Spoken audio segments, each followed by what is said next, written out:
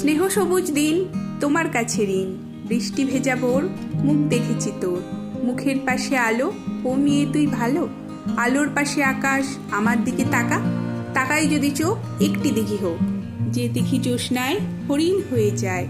হরিণদের কথা জানুক নীরবতা, নীরব কোথায় থাকে জলের বাঁকে বাঁকে।